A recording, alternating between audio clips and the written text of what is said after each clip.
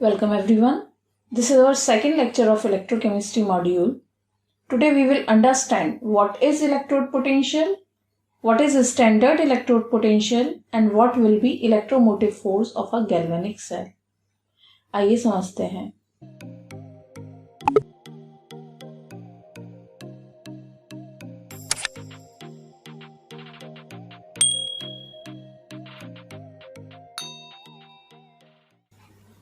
Dear learners, अपने first lecture में हमने समझा था इलेक्ट्रोकेमिस्ट्री क्या है और इलेक्ट्रोकेमिकल सेल्स क्या होती हैं. Electrochemistry, the branch of science dealing with the study of a conversion of electrical energy into chemical energy और chemical energy into electrical energy और their relationship is known as electrochemistry. Science की वो branch जिसमें हम chemical energy का electrical energy में और electrical energy का केमिकल एनर्जी में कन्वर्जन और इनका रिलेशनशिप पढ़ते हैं, उसी को हम बोलते हैं इलेक्ट्रोकेमिस्ट्री. तो वो डिवाइस जो केमिकल एनर्जी को इलेक्ट्रिकल एनर्जी में कन्वर्ट करती है उसको हम बोलते हैं इलेक्ट्रोकेमिकल सेल. आज हम समझने जा रहे हैं कि किसी भी इलेक्ट्रोकेमिकल सेल या गैल्वेनिक सेल का इलेक्ट्रोड पोटेंशियल क्या होगा या स्टैंडर्ड इलेक्ट्रोड पोटेंशियल क्या होगा या इलेक्ट्रोमोटिव फोर्स क्या होगा. गैल्वेनिक सेल क्या है ये मैं अपने फर्स्ट लेक्चर में आपको समझा चुकी हूँ, जिसका लिंक भी डिस्क्रिप्शन बॉक्स में अवेलेबल है. तो आइए समझते हैं इलेक्ट्रोड पोटेंशियल. डियर लर्नर्स, जब कोई मेटल की रॉड अपने ही किसी सॉल्यूशन आयन के सॉल्यूशन में डिप होती है, फॉर एग्जाम्पल अगर कॉपर की रॉड कॉपर सल्फेट में डिप है, तो यहाँ पर दो प्रोसेस हो सकते हैं. इसको एक डायग्राम की हेल्प से समझाती हूँ. सपोज एक कॉपर की रॉड है और ये डिप है कॉपर सल्फेट सॉल्यूशन में. So this one is copper rod और copper electrode and this is copper sulphate. तो कॉपर सल्फेट का है या Cu पर 2+ और SO4- 2 आयन होंगे. यहाँ दो केस हो सकते हैं. पहला केस, ये Cu2+ आयन इलेक्ट्रॉन एक्सेप्ट करके कॉपर की फॉर्म में आ जाए और इलेक्ट्रोड को अप्रोच करें. सेकंड केस, ये कॉपर इलेक्ट्रॉन लूज करे और Cu2+ की फॉर्म में सॉल्यूशन में आ जाए. पहला केस देखते हैं. यहाँ पर मैंने कहा कि जो Cu2+ आयन्स हैं in the solution, they may gain electrons from the electrode and convert into metals. तो ये जो Cu2+ आयन्स हैं ये इलेक्ट्रॉन एक्सेप्ट करें और कॉपर इलेक्ट्रोड को ये अप्रोच करें. In such a case net positive charge will develop on the electrode. हमारे इलेक्ट्रोड पर एक पॉजिटिव चार्ज डेवलप हो जाएगा. अगर देखें तो रिएक्शन कुछ इस तरीके की होगी. जो हमारे सॉल्यूशन में Cu2+ आयन्स हैं वो 2 इलेक्ट्रॉन एक्सेप्ट करेंगे और कॉपर में कन्वर्ट हो जाएंगे, यानी कि इनका रिडक्शन हुआ विद रेस्पेक्ट टू सॉल्यूशन. तो इस तरीके से हम देख सकते हैं कि जो इलेक्ट्रोड होगा वो पॉजिटिव हो जाएगा विद रेस्पेक्ट टू सॉल्यूशन. और अगर हम सेकंड केस देखें तो क्या होगा, कॉपर की रॉड कॉपर सल्फेट का सॉल्यूशन. कॉपर की रॉड यानी कि Cu इलेक्ट्रोड्स और कॉपर सल्फेट सॉल्यूशन. तो सेकंड केस में क्या हो सकता है, जो Cu एटम है ऑन द इलेक्ट्रोड वो इलेक्ट्रॉन लूज करें टू द इलेक्ट्रोड और उनका ऑक्सीडेशन हो जाए और वो Cu2+ आयन्स की फॉर्म में सॉल्यूशन में आ जाए. यहाँ पर भी सेपरेशन ऑफ चार्ज हो जाएगा, जिससे कि इलेक्ट्रोड जो होगा वो निगेटिव हो जाएगा with respect to the solution. तो इसको हम इस तरीके से समझ सकते हैं, जो हमारा इलेक्ट्रोड होगा ये इलेक्ट्रोड लूज करके Cu2+ की फॉर्म में सॉल्यूशन में आ जाएंगे, जिसकी वजह से चार्ज का सेपरेशन हो जाएगा. प्लस की अगर हम देखें तो ये Cu2+ आयन्स हैं जो कि Cu मेटल से मूव कर रहे हैं सॉल्यूशन में और पीछे छोड़ रहे हैं free electrons on copper electrode. जबकि यहाँ अगर हम देखें तो ये Cu2+ आयन एक्सेप्ट कर रहा है इलेक्ट्रॉन्स को from the copper rod and leaving behind SO4- ions in the solution.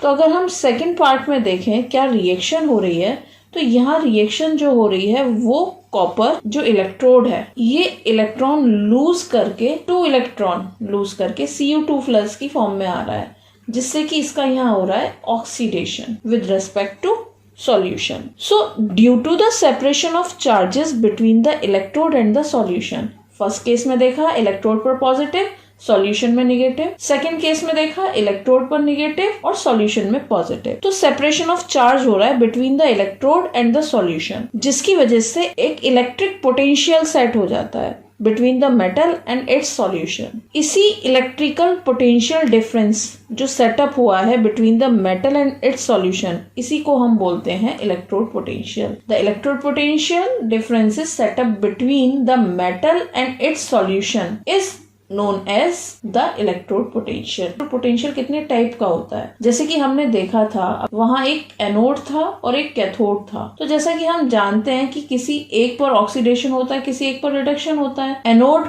जिस पर ऑक्सीडेशन होता है, कैथोड जिस पर रिडक्शन होता है। The tendency of an electrode to lose the electrons and get oxidised is known as oxidation potential. तो किसी भी इलेक्ट्रोड का जो पोटेंशियल होता है वो दो तरीके का हो सकता है, electrode potential and reduction potential.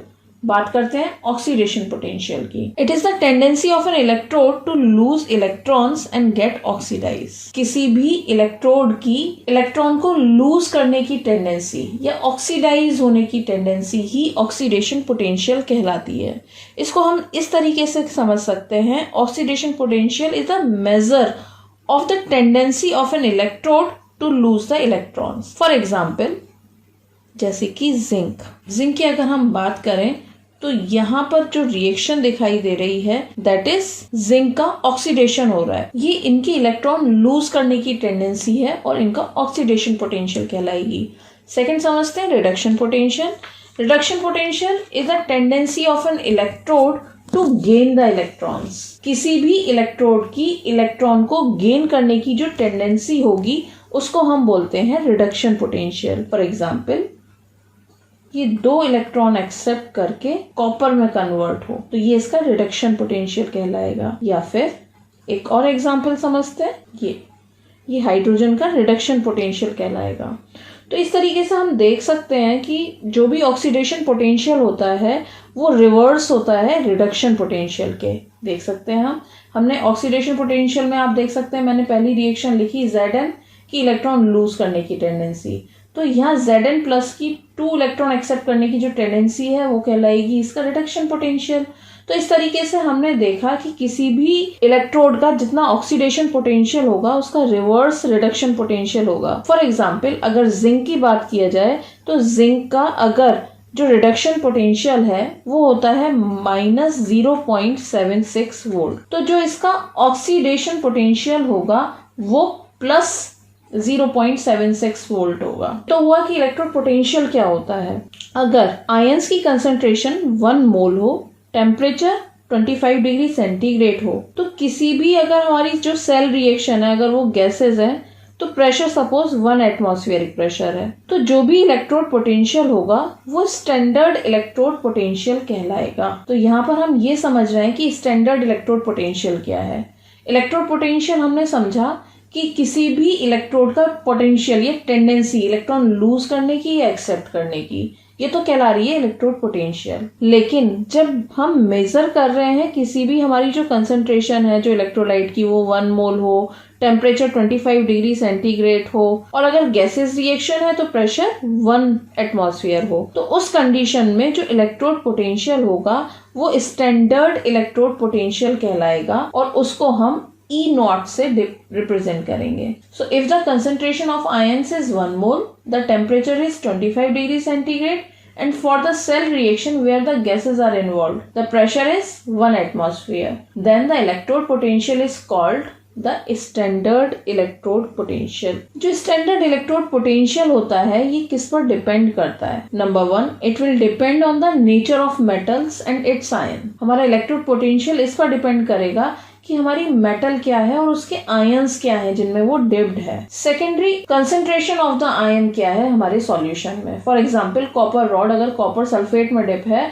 तो इट विल डिपेंड कि कॉपर मेटल पे क्या, कॉपर मेटल है कॉपर प्लस प्लस आयंस में ये डिप है और उन कॉपर प्लस प्लस आयन की क्या कंसंट्रेशन है। Thirdly, it will also depend on temperature, कि किस टेम्परेचर पर रिएक्शन हो रही है। तो इस तरीके से हमें समझ में आया कि इलेक्ट्रोड पोटेंशियल क्या है, स्टैंडर्ड इलेक्ट्रोड पोटेंशियल क्या है और इलेक्ट्रोड पोटेंशियल किस पर डिपेंड करता है। अब समझते हैं व्हाट इज इलेक्ट्रोमोटिव फोर्स और cell potential of a cell. जैसे कि हमने इलेक्ट्रोकेमिकल सेल में देखा कि वो दो हाफ सेल्स का मिलकर बना हुआ था। जो इलेक्ट्रोकेमिकल सेल था उसमें दो हाफ सेल थी, एक तो ऑक्सीडेशन हाफ सेल थी, एक रिडक्शन हाफ सेल थी। तो ये जो हाफ सेल थी इनमें जो इलेक्ट्रोड्स था it will have different reduction potentials. दोनों हाफ सेल के जो इलेक्ट्रोड होंगे उनके रिडक्शन पोटेंशियल डिफरेंट होंगे। दोनों की इलेक्ट्रॉन को एक्सेप्ट करने की टेंडेंसी डिफरेंट होगी। The electrode with higher value of reduction potential has greater tendency to gain the electrons and will behave as cathode. जिस इलेक्ट्रोड की इलेक्ट्रॉन को एक्सेप्ट करने की टेंडेंसी ज्यादा होगी, यानी कि रिडक्शन पोटेंशियल की वैल्यू ज्यादा होगी, वो कैथोड का काम करेगा, जबकि जिसकी कम होगी रिडक्शन पोटेंशियल की टेंडेंसी वो एनोड का काम करेगा। This difference of electrode potential between two electrode, यानी कि इलेक्ट्रोकेमिकल सेल में जो दो इलेक्ट्रोड्स हैं, जो उनके पोटेंशियल में डिफरेंस है, इसी को हम इलेक्ट्रोमोटिव फोर्स या सेल पोटेंशियल बोलते हैं, या ईएमएफ के नाम से हम इसको जानते हैं। और किसी भी सेल रिएक्शन के लिए यही ड्राइविंग फोर्स होता है। इसको हम वोल्ट में एक्सप्रेस करते हैं। तो इलेक्ट्रोमोटिव फोर्स क्या है? The difference of electrode potential between two electrodes constituting an electrochemical cell is known as electromotive force or cell potential of cell and it will be expressed in volts। तो हम EMF को कैसे represent कर सकते हैं? जैसे कि जो इलेक्ट्रोमोटिव फोर्स होता है ये पोटेंशियल में डिफरेंस होता है, तो इसको हम इस तरीके से लिख सकते हैं, reduction potential of cathode minus reduction potential of anode. जैसा कि हम जानते हैं जो कैथोड होता है वो हमेशा राइट हैंड साइड लिखा जाता है और जो एनोड होता है वो लेफ्ट हैंड साइड लिखा जाता है। तो EMF को हम इस तरीके से भी लिख सकते हैं, electromotive force will be potential of right hand side electrode minus potential of left hand side electrode. Cell reaction के लिए EMF होगा, जब तक वो पॉजिटिव नहीं होगा तब तक सेल रिएक्शन फीजिबल नहीं होगी। कोई भी रिएक्शन स्पॉन्टेनियस या फीजिबल तभी होगी जबकि जो ई सेल या EMF है वो पॉजिटिव हो। जबकि अगर सेल रिएक्शन या पोटेंशियल ई सेल अगर नेगेटिव होगा तो रिएक्शन नहीं होगी, नॉट पॉसिबल होगी। तो इस तरीके से हमने समझा कि इलेक्ट्रोड पोटेंशियल क्या है, स्टैंडर्ड इलेक्ट्रोड पोटेंशियल क्या है, इलेक्ट्रोड पोटेंशियल कितने तरीके का होता है, oxidation potential, reduction potential. Oxidation potential के कुछ एग्जांपल देखे, रिडक्शन पोटेंशियल के कुछ एग्जांपल देखे और समझा कि जितना रिडक्शन पोटेंशियल होगा उसका रिवर्स उतना ही ऑक्सीडेशन पोटेंशियल होगा। और अगर इस इलेक्ट्रोड पोटेंशियल को स्पेसिफिक कंडीशन में मेजर किया जाए कंसंट्रेशन और टेम्परेचर के कॉम्बिनेशन में, तब हम इसको स्टैंडर्ड इलेक्ट्रोड पोटेंशियल कहते हैं। EMF कैलकुलेट करना सीखा और हमने ये भी देखा कि पोटेंशियल कितने पॉइंट्स पर डिपेंड करता है। इसके बाद स्टैंडर्ड इलेक्ट्रोड पोटेंशियल समझा, पोटेंशियल किन फैक्टर्स पर डिपेंड करता है। इसके बाद हमने समझा कि इलेक्ट्रोमोटिव फोर्स क्या होता है और इसको कैसे कैलकुलेट किया जा सकता है। तो आई होप आप सभी को ये अच्छे से समझ में आया होगा। अगर आपकी कोई क्वेरी है तो आप कमेंट बॉक्स में लिख सकते हैं। Thank you for watching everyone.